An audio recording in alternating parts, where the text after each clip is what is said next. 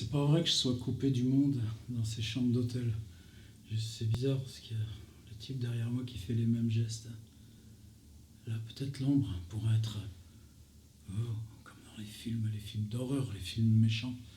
Mais j'y crois pas trop, puis j'ai jamais trop regardé les films. Ce qui est bien dans ces chambres, c'est que finalement, on est toujours relié au monde extérieur. À quoi ça sert un ordinateur? Finalement, ça sert pas, c'est transparent. C'est juste que cette socialité, comme ça, vous arrive ici. Vous envoyez des images. Vous en recevez. On établit cette circulation, et puis un lieu comme ça qui n'aurait aucune attache.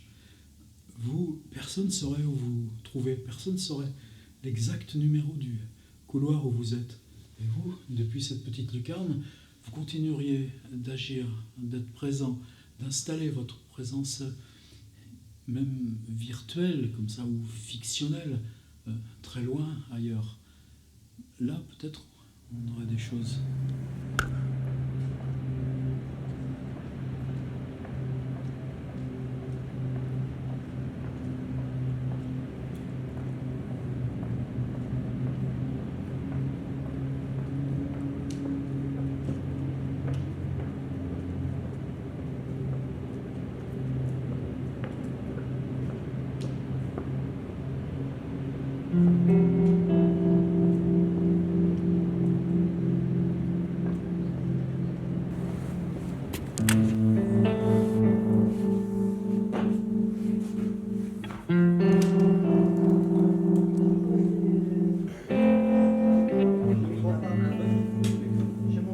Chez mon père, chez moi.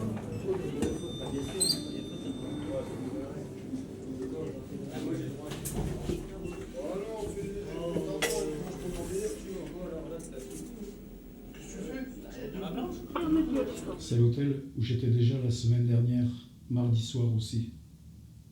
Je l'ai filmé. Peut-être que vous avez vu la vidéo. C'est toujours le même hôtel. C'est toujours le mardi soir. C'est la même ville. C'est les mêmes chambres. Celle-ci, c'est un autre étage. Chaque semaine, on vous donne un autre numéro. C'est les mêmes couloirs, mais c'est toujours une chambre différente. 2 fois ou 3 fois, il m'est arrivé de dormir dans la même chambre. En fait, on y devient un petit peu indifférent. Elles sont symétriques. Quelquefois, la télé est à gauche, le lit à droite. Quelquefois, le lit à droite, la télé à gauche. Non, si je dis ça, c'est la même chose. En tout cas, quand vous entrez, c'est pareil. Vous poussez la porte, vous posez votre sac et la veste. Là, j'ai amené ma propre lumière. C'est un petit peu lourd à transporter, mais c'est des lumières que j'aime bien, elles sont pas chères. Ça coûte 30 € chacune à Brico Dépôt, Saint-Cyr-sur-Loire. C'est bien pour faire des vidéos. On peut difficilement faire des vidéos sans lumière d'appoint. En même temps, si vous éclairez la télé, si vous éclairez la porte, cette chambre-là, il y a un placard cette semaine. Si vous éclairez le lit, si vous éclairez le sac, qu'est-ce que ça change? Que ce soit éclairé ou pas éclairé, ça change rien. Peut-être, si on s'éclaire soi-même, ça change. Là, je peux pas vérifier. J'ai pas mis le capteur dans le bon sens. En même temps, si j'ai amené cet éclairage, c'est que j'avais envie de raconter une histoire, raconter mon histoire du mardi soir dans ces chambres.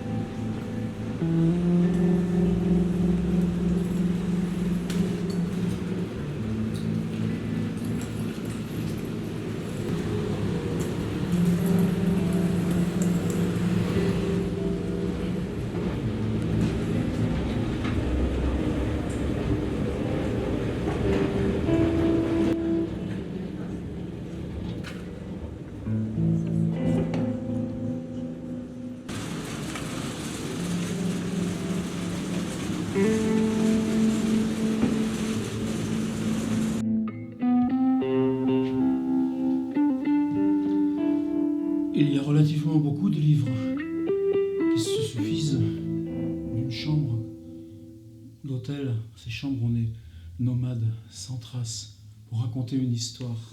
Il y a par exemple Hôtel Cristal d'Olivier Rollin.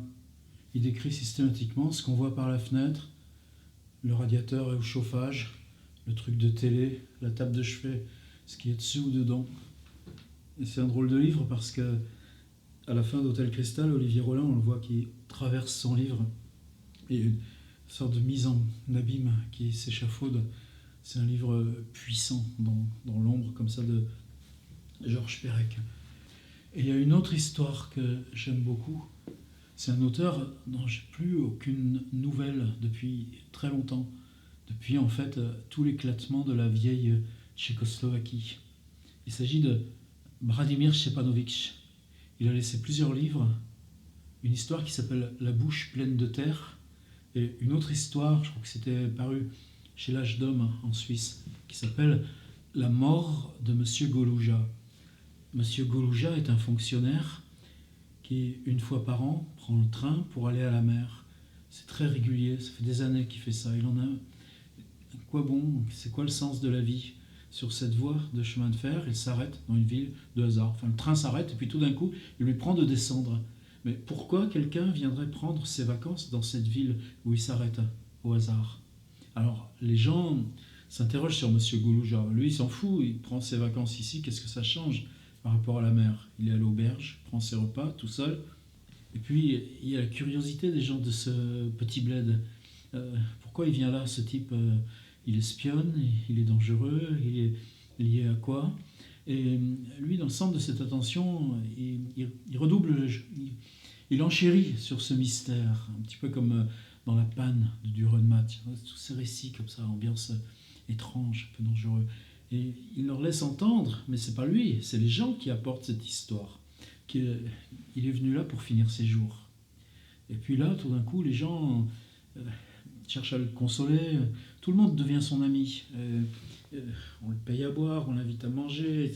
On voudrait presque le dissuader. Donc lui, il s'ancre dans cette position. Pourquoi il en changerait? Il lui apporte tout d'un coup, enfin, ce bénéfice d'une relation avec les autres.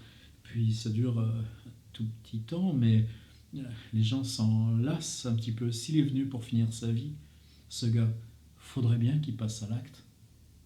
Et c'est ça la mort de Monsieur Golouja, de Vladimir Štěpanovič, dont j'ai plus aucune nouvelle depuis bientôt 10 ans.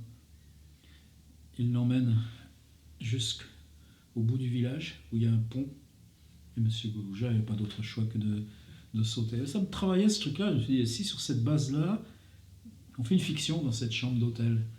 Là, vous avez vu, j'ai fait ce chemin pour venir.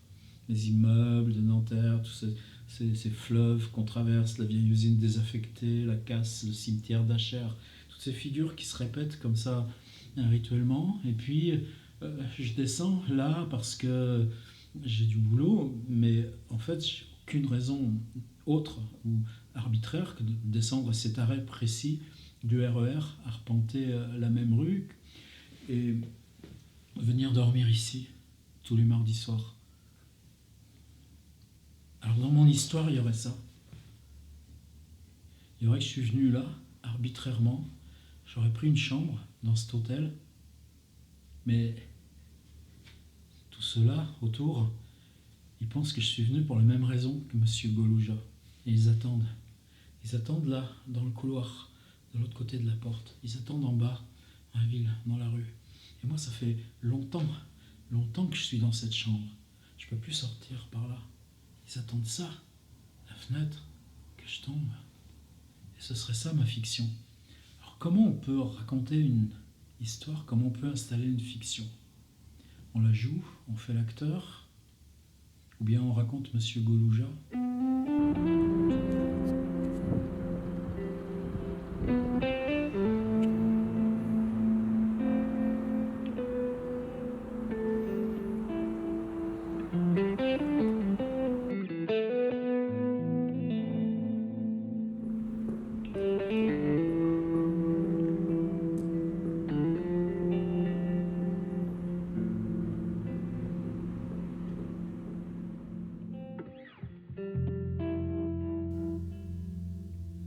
pourtant, c'est ça que j'ai bien envie de tenter, d'essayer.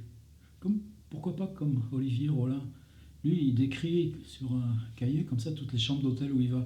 Il y a Charlie Watts, le batteur des Rolling Stones.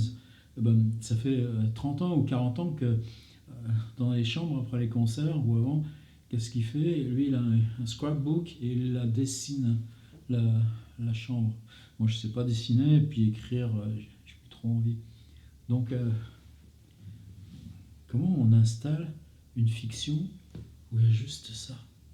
Une chambre d'hôtel à Cergy, la même chambre d'hôtel toutes les semaines, simplement c'est jamais exactement le même numéro.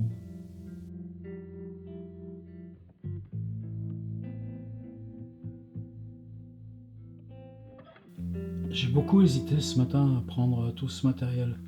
Le pied photo, l'appareil qui est quand même lourd, et puis cette petite loupiote de maçon pour leur chantier.